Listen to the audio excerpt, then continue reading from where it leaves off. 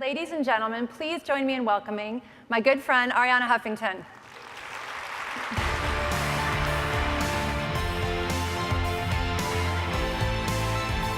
We're gonna have fun.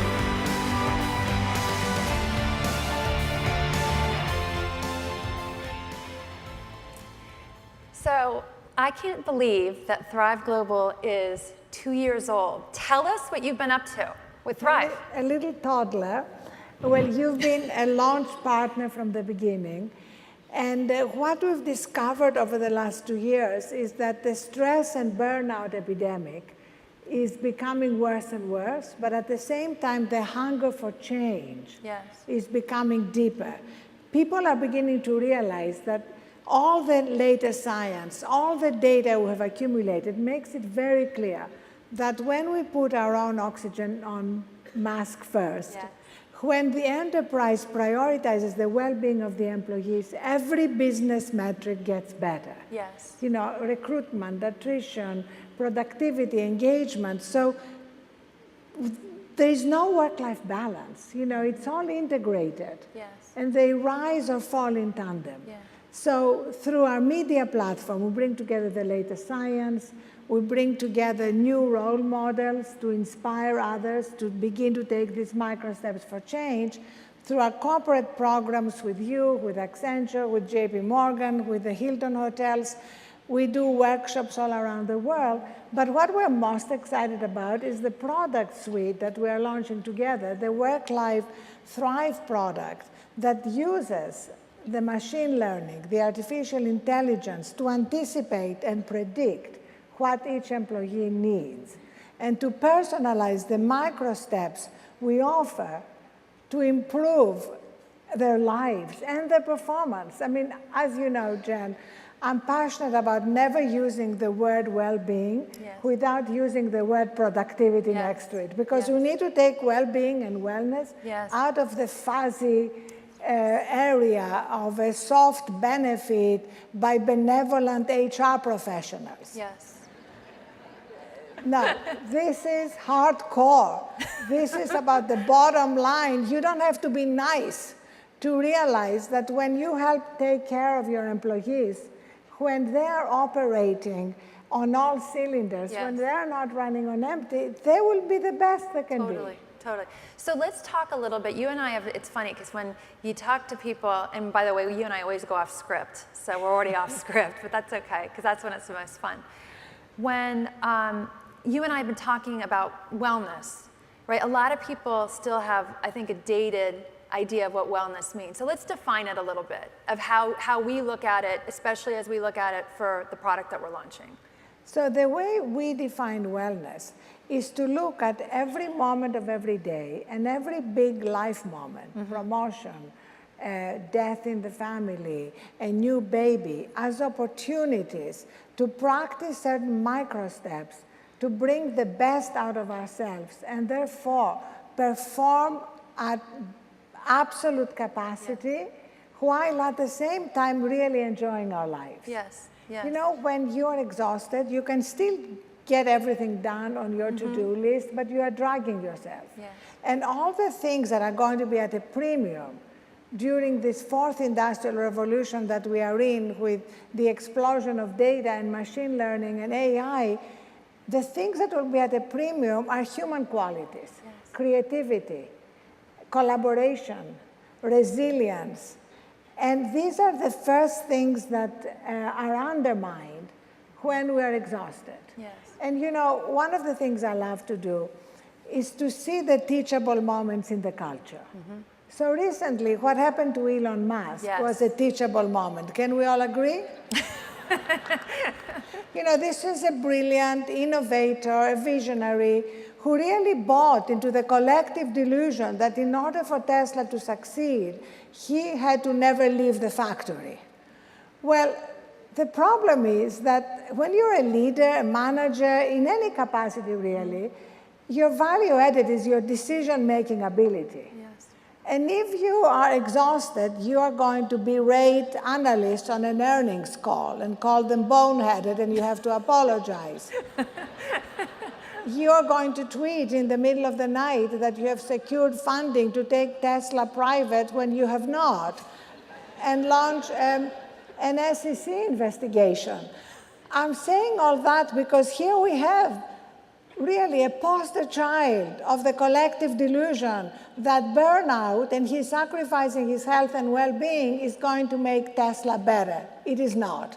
The stock has never been at a lower level. So that's the data. You know, do we claim to be data-driven? Why are we ignoring this data that's absolutely facing us? Yes.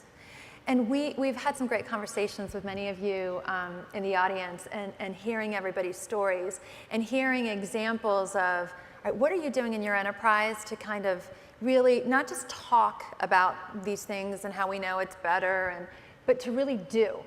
And we've heard great examples, but I think the next step, and this is exactly what you and I are trying to really help companies do, is how do you tie it, like you said, how do you not just talk about wellness, but how do you take great ideas that we heard about? Penny's doing some really cool things at EY as an example. And how do you start to measure the impact that has on your recruiting or your attrition or your productivity and therefore your results? And that's what I think we're trying to do, is tie not just the research, but how do we do and show the results of that? Exactly. Quantify. That's really what is at the heart of what we launched also here, the human revolution, that I absolutely love, because it recognizes that the human capital is going to be the most important capital. Yes. Because culture is paramount, and I call culture a company's immune system. Yes. If your culture is weak, your immune system is weak, and you're going to be susceptible to every toxin and every example of bad behavior. So what we want to invite you to participate in with us is chronicling your own human revolution moments. We already have a great one on the hub today from Kirsten Williams, SAP's CMO. We have a great one from Philip Schindler, the Chief Business Officer at Google, and I love his because it addresses our growing addiction to our phones, which is a great cause of stress and burnout, I'm sure we can all identify. And he says the story of his own human revolution epiphany when he came back from a long trip, told his young children he was going to take them to the playground, and his 5-year-old said, "Oh no, can't the babysitter take us?" And he was crestfallen and asked why, and the 5-year-old replied, "Because when you're in the playground, you're always on your phone."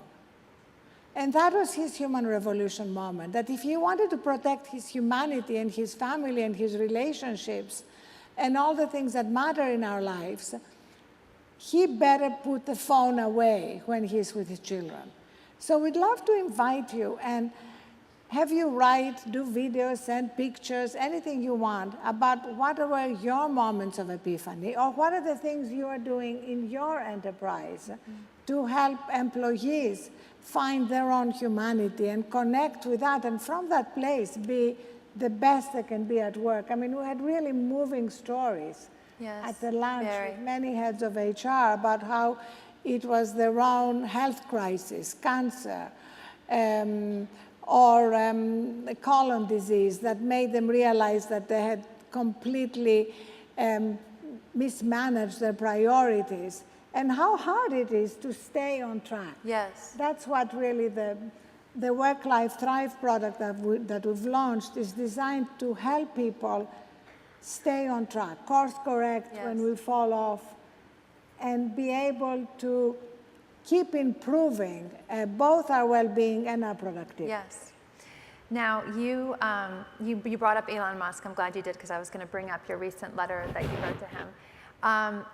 Look at, at Uber, you are on the board at Uber, and I think maybe last time you were here, can't remember, it's time has been flying, but you talk about culture, and you look at the massive change that's happened at Uber, and you were really key to that, and really key to listening to the employees, and you really, as a board member, were very vocal, right, about what needed to happen, about what was important, and about being on the front lines with the employees. Tell us about that journey and how your experience and knowledge helped with their own leadership of moving to the right place? Well, Uber is another teachable moment for the culture because, of course, it's a hyper-growth, amazingly successful company that